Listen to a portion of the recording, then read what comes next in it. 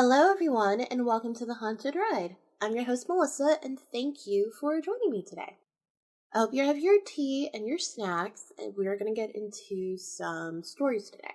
So, originally, we were going to do the mythology episode, but I thought about it, and one, I hadn't been feeling that well the last couple days, so everything I was planning on doing has just ended up, backtracked quite a bit. So, the mythology episode will actually come out next week, but I did want to say thank you to everybody who voted. And it looked like the Greek god or goddess was the most picked category. That's what people voted for the most, and so that's what we're going to do. And I'm super excited to do it because the first time I actually really got into mythology was the Greek gods. So I'm really excited for it. And that should be out next week. So not that far pushed back, but yeah. So I released a bonus episode, and I'm going to be honest with you guys. That is the most fun I've ever had doing a bonus episode. I did not expect that. It was great. I laughed a lot. I was being ridiculous. It was really nice because I was able to give my purely unfiltered reaction to the whole story. And if you follow me on social media, I'm at Twitter at Haunted Ride, and then Facebook, Instagram, and Pinterest at The Haunted Ride. Also YouTube at The Haunted Ride, but of course that stuff doesn't go up there. But in case you ever want to follow our YouTube, there it is. But yeah, I had a ridiculously fun time with it, and I posted a little snippet, which was a teaser of it, so yeah, I had a great time with that. And I also, thinking about YouTube, this brings up a really good point. So no, not all the videos are up there yet. However, I've heard a couple times people talking about transcribing audio, and I would love to do that, but because this show is completely unscripted, I will just maybe write down some talking points. I never get a chance to do it, really. Now, I do sometimes write the stories that I've shared for other people when they want a ghost story or something like that. So I thought of posting that on the website in case somebody would rather just read it instead of listen to the podcast, which I completely understand. But also, to let you guys know, on YouTube, I believe I've set every single one of the videos that are available up for transcription. So if you just turn on the CC, you'll be able to just follow along that way. You don't have to listen to the audio and me talking the whole time incessantly. So, yeah, that's just a different way to listen to the podcast, and I will eventually probably post those stories, but I think I'll post them on the blog. I don't think I'm going to go back and post them through the episodes, because then it's just going to be too much text. I think I'll do it the same way that I posted the written version of episode 10, the story I wrote called The Day I Met PC, and that seemed to be, the way that I posted that seemed to be the best way for everybody, because everybody seemed to like being able to just go to the blog and read it instead of go search for the episode or something and get it from there. We're going to listen to the promo, and then we will dive into 2 stories.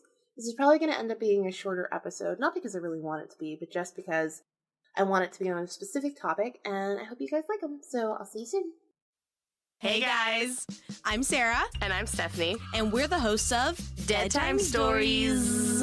Dead Time Stories With a Z. is a weekly podcast where we tell you stories of ghosts, hauntings, mysteries, conspiracies, The supernatural, paranormal, the generally eerie, spooky. and all around weird. If you like scary stories, witty banter, and classy broads, We're your ghouls. gals. Some of our stories include Eastern State Penitentiary.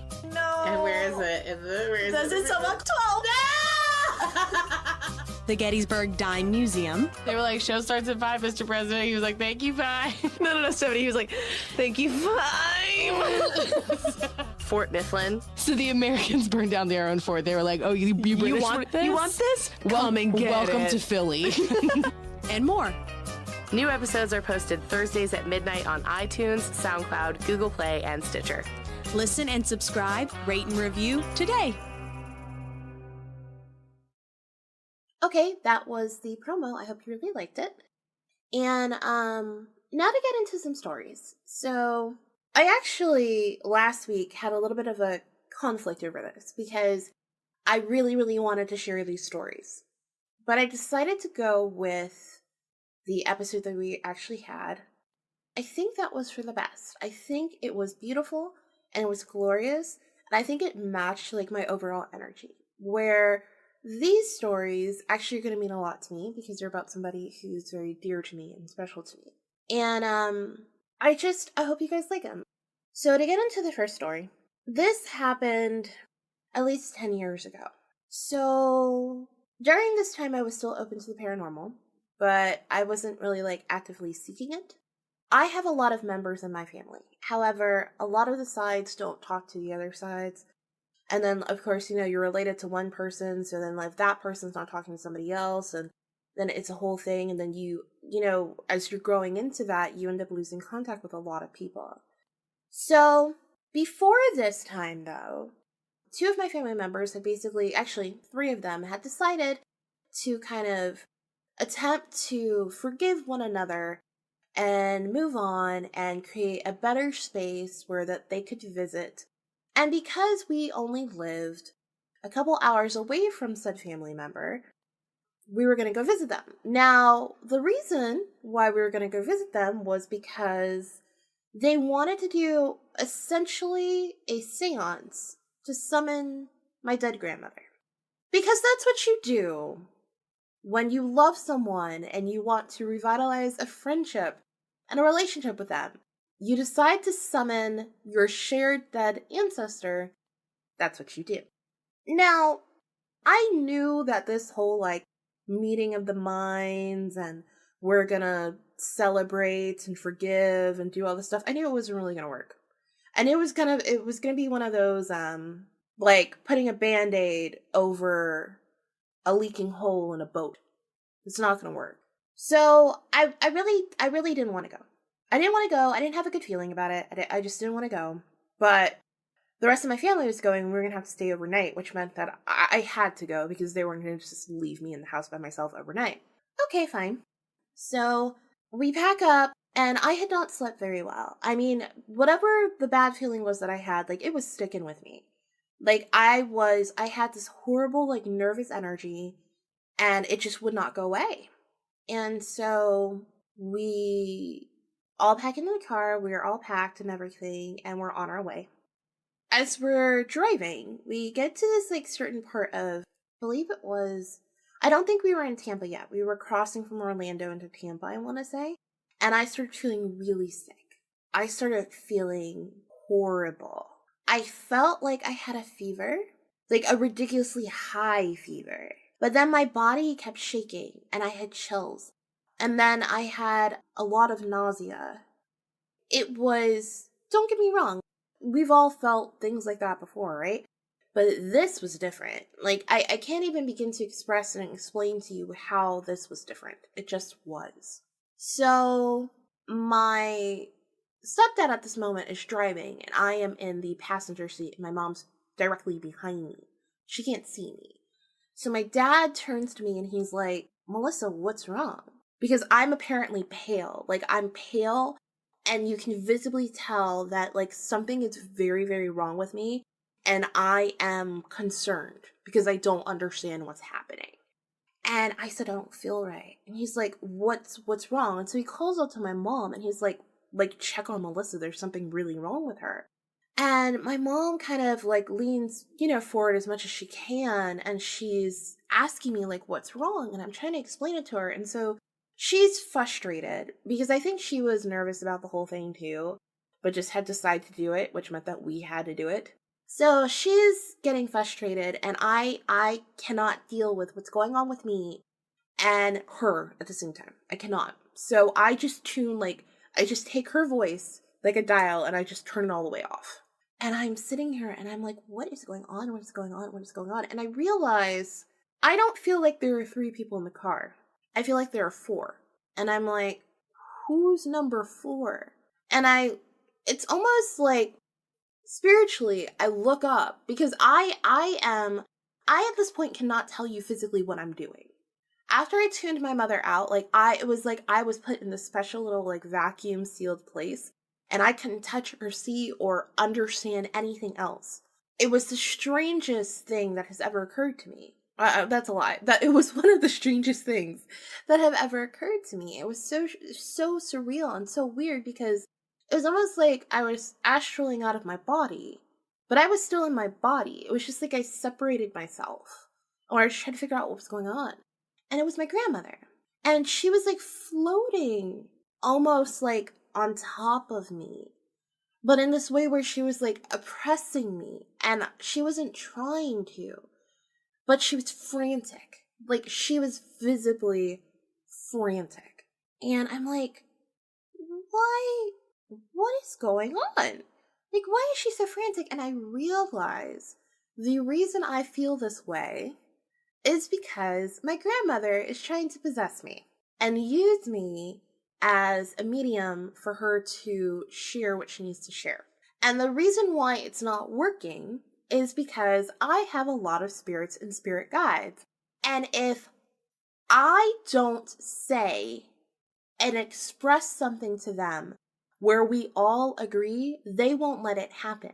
So the reason of why I feel so horrible is because I am fighting off my grandmother. But there is a part of me that knew it was my grandmother, and so I didn't want to hurt her.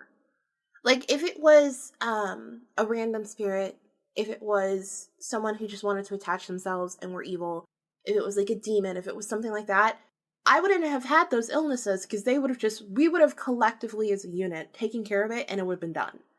There would have been no, like, I would have been a little tired or drained afterwards, but that would have been it. But because I knew her and I trusted her, I was slightly somewhat agreeing to this exchange where my spirits are, and my spirit guides are like, no, we do not agree. So it was just like a whole spiritual war fest going on that I, prior to this moment, had not realized was happening. And that was why I felt so sick. And my grandmother, while she clearly cared about my well-being, was so frantic that was overriding her care. And so I said to her, I was like, why are you so frantic? And she just started mumbling like super and talking really, really fast. And I was like, you have to calm down. And she was still doing it. I called her by the name that I always called her. And I said to her, you have to calm down. They are not going to let you in. We cannot let you in, is what I told her. And she kind of like paused for a second and like almost took a step back, like she didn't expect me to do that. And I said, what do you need? She calmed down enough to explain to me that she had a message. It was really for my mother and my stepfather. And she had to get them this message before we got to the seance. And additionally, she had to make sure that we were late. We could not be on time. So when she saw she was making me sick, it was almost like, for lack of a better term, good. Because that means they'll care, they'll stop, they'll pull over, they'll go somewhere else, and they will be delayed. And so that way I can get my message across. And I told her, I was like, well, you don't have to make me sick. Just tell me what you want. And tell me what you need. And by the way, nice to see you too. Like, I was... Possession's a finicky thing. That's a big extreme. You don't have to possess me to give me your message. Like, you know, you don't like it if I possessed you if you're still alive. Don't possess me. So, and I by the way, I'm doing this with as much humor as possible because talking about my grandmother is still really hard for me to this day.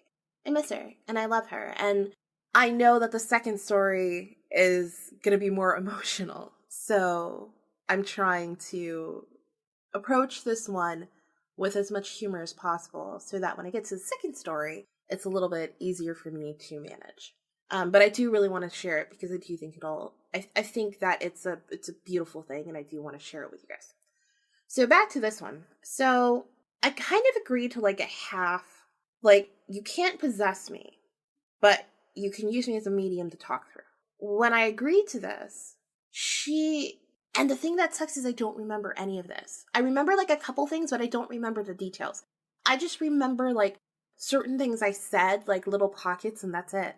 And she started describing to me things that there's no way I could have known. And I couldn't have known because I wasn't around. I wasn't born yet. This was probably 10 years before I was even born. So there's no way I could have known about it at all. And we had never talked about it. She had gone on a vacation. And the only reason why I knew about this vacation was from my mother. I didn't even know, like, my grandmother never discussed this vacation with me. But in this moment, suddenly I could see what my grandmother was wearing. I knew what flavor the cake was. I even knew where she got the cake. I knew what the card said. I knew the restaurant. I knew exactly what every single person had ordered and how it had tasted and words that they had described. I knew different moments of the, vacation that I had never heard about before. I had no idea. I didn't know anything about any of these things. And I remember saying to my Mom, did this look like this when you went on the vacation with Mommy, which is what I would call my grandmother? And she was like, well, yeah. So I started telling her all this stuff, and my mom was just in shock, and she started crying. And apparently I shared the message that my grandmother wanted her and my stepdad to hear. And they also agreed to, I think she told them, you need to pull over. You need to go here and get me food. Like, I needed food to basically recuperate from everything that had happened because I needed energy. I would be really drained after this whole thing. Mostly the fight. I'd be really drained from it. So they did. And then I just remember feeling her leave. And I don't know if that's exactly what happens. Like, when I say I'm a medium, it means I communicate with spirits. It doesn't mean that I allow spirits to really speak through me. That they become one with me in this case where their words and their language is now what I am saying. And that's what I had to do with my grandmother. And apparently why she felt it was best, I do remember her explaining this to me. The reason why she thought it was best to rather essentially possess me for, a couple minutes than me say what it was that she wanted was because she had to use Spanish. And I had learned Spanish as a child, but when she passed, I stopped speaking it. And so while I understood it clearly, there were certain words that she was going to say that they don't have the same powerful meaning behind them in English. So if I couldn't say it in Spanish, I might get the meaning a little wrong. So I told her, no, it'll be fine. I'll get it right. Just tell me and I'll do it. And I did. And so there were a couple of times that I somewhat remember, like, my mom saying, like, are you trying to say this? And I said, yes. And so we just worked it out. She used me as a medium, and I worked to say the message. And if I couldn't say the word in Spanish, I would say something like this. And I would try to explain it. And then my mom would say, oh, and I'd say, I think it's this word in Spanish. My mom knew what I was talking about. Like, we worked it out. And so when my grandmother left, I just felt like this chill, like something just like leave me. And I remember what's so funny is, like, the thing that left the lasting impression on me, besides the, like, oh great, my grandmother's trying to possess me moment, is how she just smiled at me. She told me she loved me when she left. That's it. That was my takeaway from it. But of course, like I said, I didn't remember anything. But I remember my stepdad and my mother just looking at me like I had grown a second head, and that head had, like, little antennas on the top. Like, they were just looking at me like, I cannot believe this just happened. So we eat something. And I remember while we were eating something, my dad said to me, are you okay? And I said, yeah, I'm okay for now. And I said, we're supposed to be late, right? Like, late to get back on the road to get to this seance for my grandmother. And he said, I think so. And my mom said, that's what she said. I said, yeah. I said, I remember she wanted us to be late. And I said, take this road.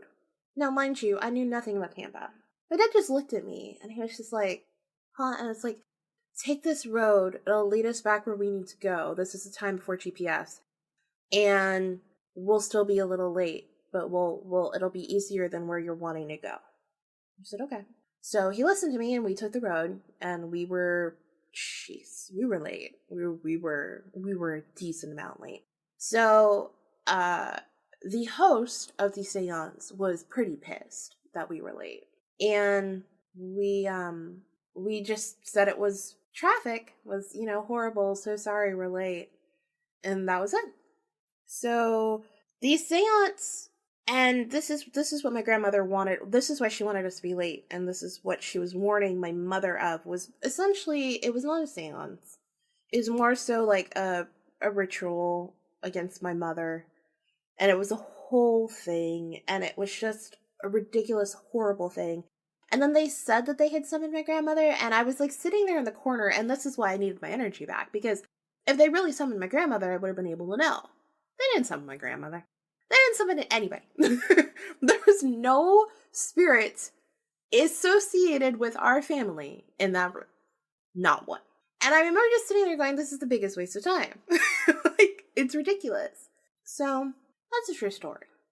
Now, I've talked about my grandmother numerous times on this podcast. I've talked about how much I loved her and when she would come around and when she hadn't. And I think I had also mentioned that I hadn't seen her in a while. I kind of knew she was maybe around and there, but I hadn't seen her in a while. So the experience I'm about to share now happened in March. So about a month ago. And my grandmother's birthday is in March. It's the first week of March. I was at work and I remember just, I missed her. Like, I missed her a lot. And, I think I missed her. I think I missed her more because I do this podcast, as silly as it sounds. Because before then, I really had never talked about any of the experience I'd had with her. Even this one where, she tried to use me as a conduit for her. I really didn't talk about that at all. So, in doing this podcast, we talk a lot about how it's therapy. It's therapy for anyone who shares their story. And it's therapy for me too, because this is a space where I have to say, yes, this experience happened to me. Which means I now have to acknowledge its existence. And I guess maybe by never speaking it out loud before, I never really acknowledged its existence. I just said, oh, okay, well, it happened, and that's it. It was just one of those things. But it's really not. Like, this is, like, it's a big deal. So, I missed her. And I want to say, I cannot tell you if it was on her actual birthday or not, but it was definitely the week of her birthday. Maybe like a day before or the day of. So, I come into work, and where I work, we have security. And one of the security guards, he's new. He's an older gentleman. Very sweet. They're all very sweet. And, he had only been there for maybe like 2 weeks. And he had said good morning to me. But he started singing to me, which he had never done before. This moment, ever. And the song he started singing was a song that my grandmother made up. And I know my grandmother made up because I remember there's numerous times I've tried to look up and find the song just to maybe hear somebody else sing it. And I've never found it. You can type the lyrics of basically any song into Google and Google will tell you the song exists. It'll bring it up, it'll show it to you. But this one, my grandmother made it up. And he starts singing the song to me.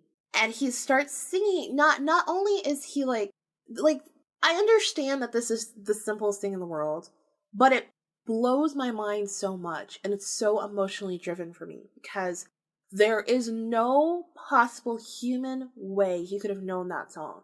There are 4 people who know that song.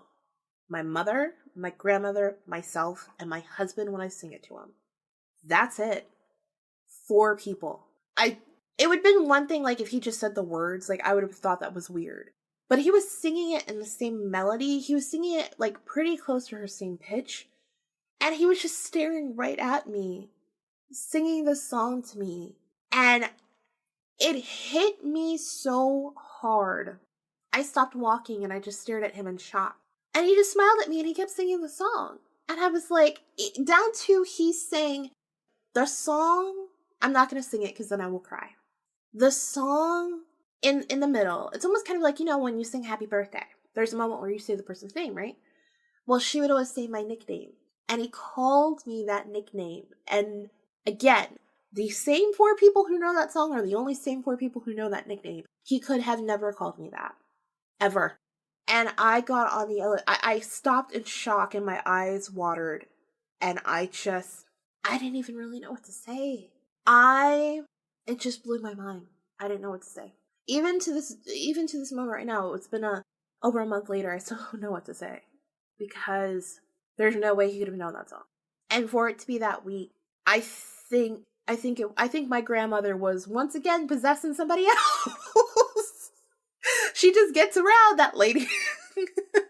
You know, I've got to say, I guess maybe in life as in death, she was a very determined, very stubborn, very hard-headed and hard-boned lady. And I think that she was determined that I was going to acknowledge my emotions for her on that day.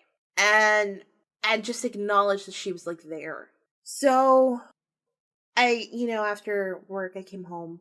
And I don't have very many pictures in my house, but I have a picture of her. And I just kissed her and I told her I love her. And, yeah.